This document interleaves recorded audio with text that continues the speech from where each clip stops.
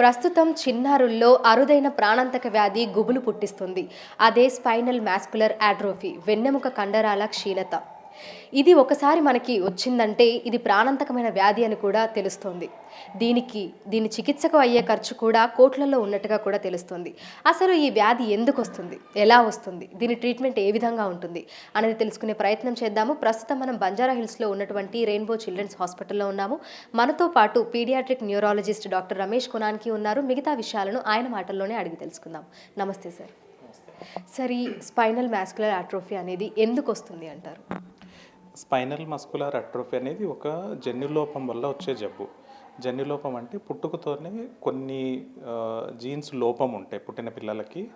So ఇందులో ఈ SMA అనే వ్యాధిలో SMN1 అనే జీన్ లోపం వల్ల వాళ్ళకు వెన్నెముకలో ఉన్న కణాల్లో నర్వ్ సెల్స్లో SMN అనే ప్రోటీన్ సరైన మోతాదులో ఉత్పత్తి కాదు.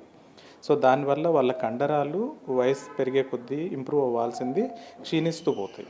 సో అందువల్ల కండరాలు చాలా వీక్గా ఉంటాయి. సో కొంతమందికి పుట్టిన 2-3 నెలల్లోనే ఆ లక్షణాలు కనపడతాయి.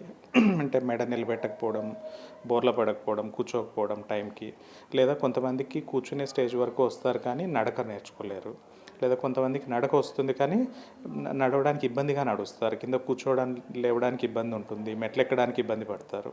సో ఇదొక జన్యులోపం వల్ల వచ్చే కండరాల సమస్య. భారతదేశంలో చూసుకుంటే ఇప్పటి వరకు ఎంతమంది పిల్లలు దీని బారిన పడ్డారు? మన 2 తెలుగు రాష్ట్రాలలో ఇప్పుడిప్పుడే కేసులు కూడా బయటపడుతున్నాయి. సో ఎంతమంది చిన్నారుల్లో దీన్ని గుర్తించడం జరిగింది సార్? ఇండియాలో మనకు పాపులేషన్ లెవెల్లో ఎన్ని కేసులు ఉన్నాయని అయితే నిర్దిష్టంగా తెలియదు మనకి. ఎందుకంటే ఏవి కూడా కమ్యూనిటీ లెవెల్లో స్టడీస్ ఏం చేయలేదు, అంటే ఎంతమంది పిల్లలు ఉన్నారు ఈ డిసీజ్ అనేది. సో ఎక్కువ మటుకు మనకున్న డేటా అంతా హాస్పిటల్ బేస్డ్ డేటా, అంటే హాస్పిటల్స్కి ఏమైనా ప్రాబ్లం ఉంటేనే వస్తారు కాబట్టి ఎంతమంది వస్తున్నారనేది తెలుస్తుంది, కానీ నిర్దిష్టంగా ఇంత నెంబర్ అని తెలియదు. బట్ ఒక అంచనా ప్రకారం ప్రతి 10,000 మందికి ఒక చైల్డ్ SMAతో బాధపడుతుండొచ్చు అని ఒక అంచనా ఇండియాలో. మన 2 తెలుగు రాష్ట్రాల్లో చూసుకుంటే ఇటీవల కాలంలోనే మనం ఒక 2-3 కేసెస్ అనేవి చూసాము. ఒకసారి వాటి గురించి చెప్పండి సార్. సో ఆంధ్రప్రదేశ్, తెలంగాణ 2 చూసుకుంటే ఇప్పటికైతే చిన్నపిల్లలు అంటే సుమారు 14-16 సంవత్సరాల లోపు పిల్లలు, SMA ఉన్న పిల్లలైతే మోస్ట్లీ మా హాస్పిటల్కే రెఫర్ చేస్తున్నారు. ఎందుకంటే ఇప్పుడు దీనికి ట్రీట్మెంట్ అందుబాటులో ఉన్నవి అందిస్తున్న ఒకే ఒక సెంటర్ ఇదే 2 తెలుగు రాష్ట్రాలకు సంబంధించి. సో అలాగా గత 10 సంవత్సరాలుగా మా దగ్గర కేసెస్ ఫాలోఅప్లో ఉన్నాయి. సో మాకు ఆల్మోస్ట్ 180 to 190 కేసెస్ మా దగ్గర రిజిస్టర్ అయి ఉన్నాయి. అంటే అట్లీస్ట్ ఒకసారైనా మన దగ్గర చూపించుకున్న పిల్లలు 2 తెలుగు రాష్ట్రాల నుంచి. బట్ మనకు తెలియకుండా అంటే మా హాస్పిటల్కి రాని పిల్లలు ఇంకా కొంతమంది ఉండొచ్చు. సో ఒక అంచనా ప్రకారం కనీసం 350 నుంచి 400 మంది పిల్లలు ఉండొచ్చు అని ఒక ఎస్టిమేట్ మన తెలుగు రాష్ట్రాల్లో. ఈ వ్యాధిని మనం అంటే ఏ విధంగా గుర్తించగలుగుతాము? అంటే తల్లిదండ్రులైనా సరే, లేదంటే ఏ విధంగా మనం దీన్ని గుర్తించగలుగుతాము? గుర్తించిన తర్వాత దీనికి ట్రీట్మెంట్ అనేది ఏ విధంగా ఉంటుంది సార్? సో రోగం లక్షణాలు, SMA లక్షణాల గురించి చెప్పుకుంటే మెయిన్గా కండరాలు చాలా వీక్ ఉంటాయి. అంటే ఇంతకుముందు చెప్పినట్లు మామూలుగా 3-4 నెలలకు పిల్లలు మెడ నిలబెట్టాలి, సంవత్సరం లోపు నడవాలి. సో ఈ మూమెంట్స్ అన్నీ చాలా స్లోగా ఉంటాయి. సో టైంకి కూర్చోకపోవడం, టైంకి నిలబడకపోవడం, నడవకపోవడం. తెలివి బాగుంటుంది, మాటలు అవన్నీ కరెక్ట్గా ఉంటాయి, కానీ కండరాలు వీక్ ఉండడం వల్ల ఈ మూమెంట్స్ కరెక్ట్గా ఉండవు. సో ఇది అన్నిటికంటే ముఖ్యమైన లక్షణం. సో ఎవరైనా పిల్లలు ఆ టైం ప్రకారం ఈ యాక్టివిటీస్ చేయట్లేదు అంటే అది ఫస్ట్ మనకి డౌట్ రావాలి. అప్పుడు డాక్టర్ని సంబంధించి టెస్ట్లు అవి చేసుకుంటే కన్ఫర్మ్ చేసుకోవచ్చు. సో ట్రీట్మెంట్ గురించి 2019 నుంచే ట్రీట్మెంట్స్ అందుబాటులోకి వచ్చాయి. అంటే 2019కి ముందు ఏ ట్రీట్మెంట్స్ లేవు. అంటే అప్పుడు అంతకుముందు ఎవరైనా SMAతో కనుక మనం డయాగ్నోసిస్ చేస్తే సో వాళ్ళకి ట్రీట్మెంట్ ఏం లేదు, ఫిజియోథెరపీ చేయాలి, మంచి ఫుడ్ పెట్టడం, న్యూట్రిషన్ ఇంతేం చెప్పేవాళ్ళం. అండ్ ఎక్కువ సివియర్గా ఉన్న పిల్లలు అంటే 2 సంవత్సరాల లోపు పిల్లలు అయితే చాలామంది అంటే టైప్ 1 SMA అంటాం, అంటే నెలల వయసులోనే వాళ్ళకి లక్షణాలు బయటపడతాయి. సో వాళ్ళు 2-2.5 సంవత్సరాల కంటే బతికేవాళ్ళు కాదు. బట్ 2019 నుంచి మనకు 3 మెడిసిన్స్ అందుబాటులోకి వచ్చాయి. ఒకటి జీన్ థెరపీ అంటాం, అంటే ఏదైతే జీన్ మనకు లోపం ఉందో, అంటే SMA అన్న పిల్లల్లో లోపం ఉందో SMN1 అనే జీను, దాన్ని కృత్రిమంగా తయారు చేసి ఇంజెక్షన్ ద్వారా ఎక్కించడం, ఇది జీన్ థెరపీ. ఇప్పుడు మీరు చాలామంది న్యూస్లో వినుంటారు 16 కోట్ల ఇంజెక్షన్ అని. సో ఇది జీన్ థెరపీకి సంబంధించి. రెండోది స్పిన్రాజా అనే ఇంజెక్షన్, ఇది వెన్నెముక ద్వారా ప్రతి 4 నెలలకు ఒకటి డోస్ ఇస్తూ ఉండాలి. ఇది లైఫ్ లాంగ్ తీసుకోవాల్సిన ట్రీట్మెంట్. ఇది కూడా సుమారుగా సంవత్సరానికి 1.5 నుంచి 2 కోట్ల వరకు ఖర్చు అవుతుంది. ఇది జీవితాంతం తీసుకోవాల్సిన treatment.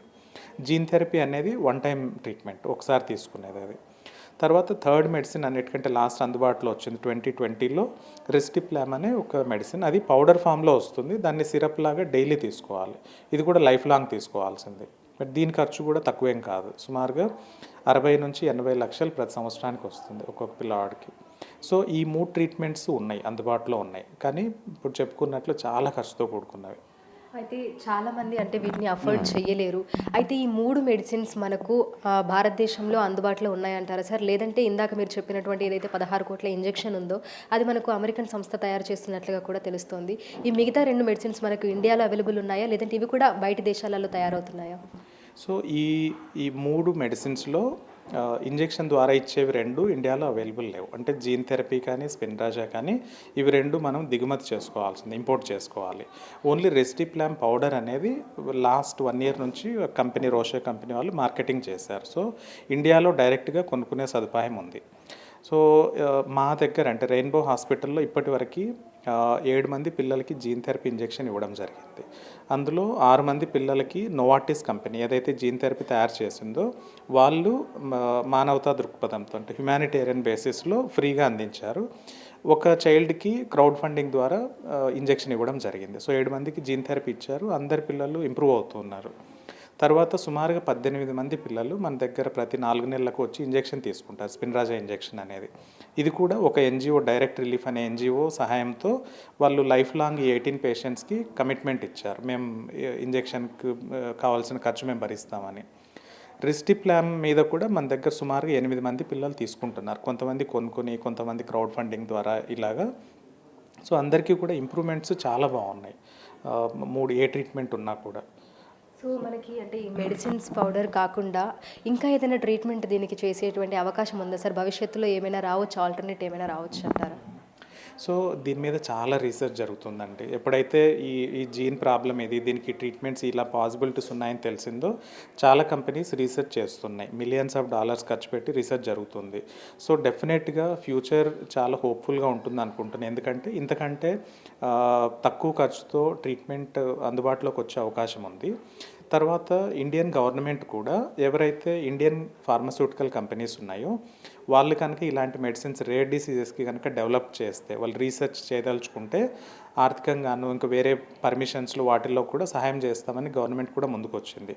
So hopefully more Indian pharma companies may take up the research. So we are hopeful.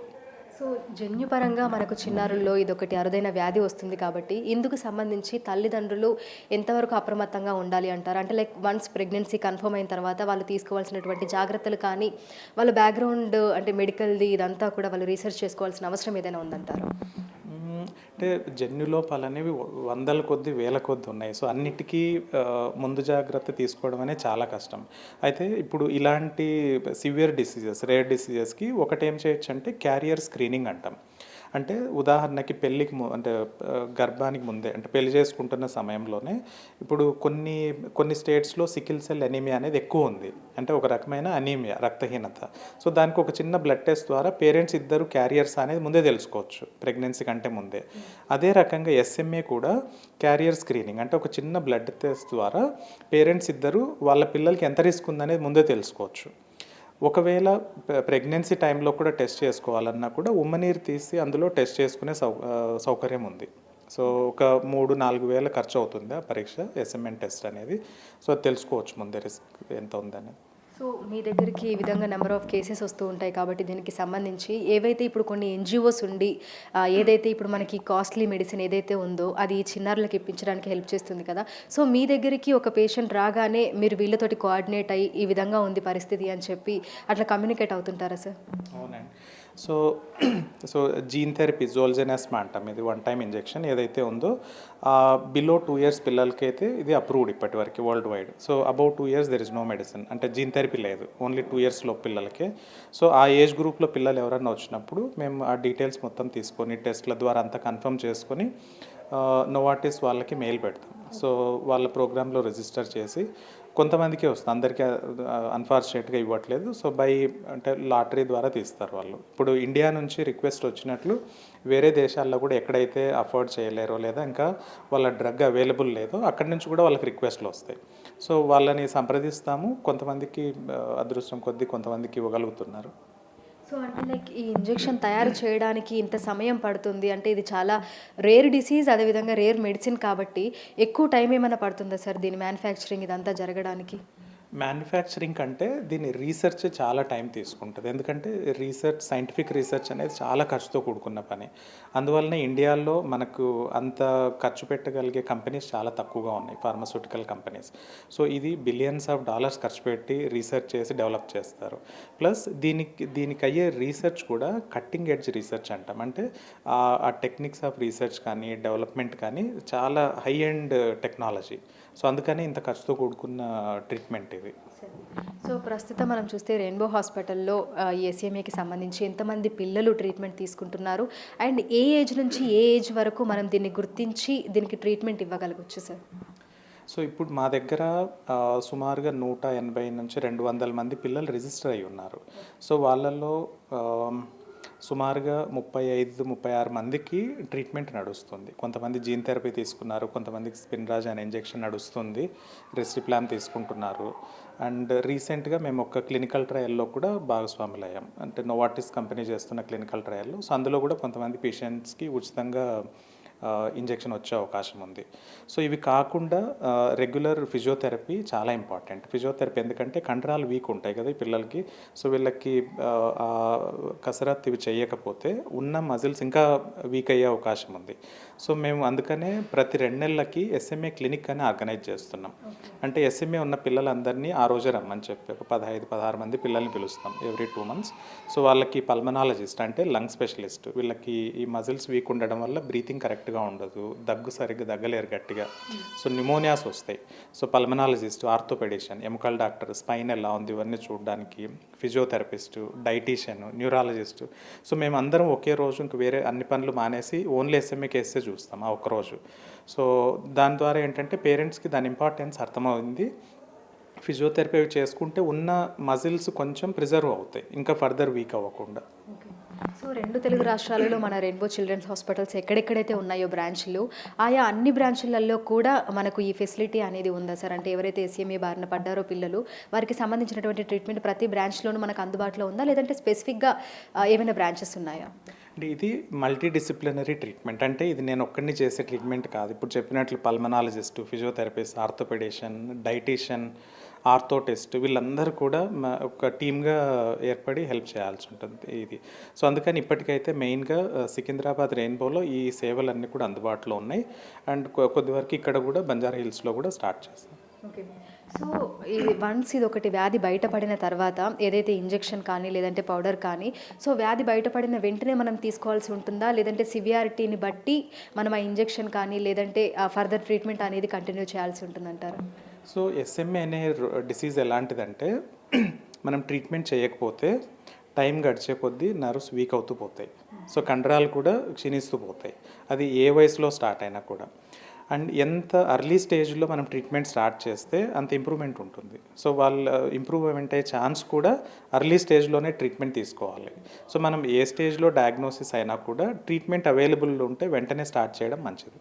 So ఎన్ని ఇయర్స్ వరకు అంటే లైక్ వీళ్ళ లైఫ్ టైం ఉంటుంది? అంటే వన్స్ ఒకవేళ ఈ వ్యాధి బారిన పడి ట్రీట్మెంట్ తీసుకోకపోతే అలాగే వాళ్ళు అదే పెయిన్ తోటి అలాగే ఉంటే ఎన్ని ఇయర్స్ వరకు వీళ్ళ లైఫ్ టైం ఉంటుందని చెప్పుకోవచ్చు సార్? సో ఇందులో 3 రకాలు ఉంటాయి ఇంతకుముందు అనుకున్నాం కదా, టైప్ 1, టైప్ 2, టైప్ 3.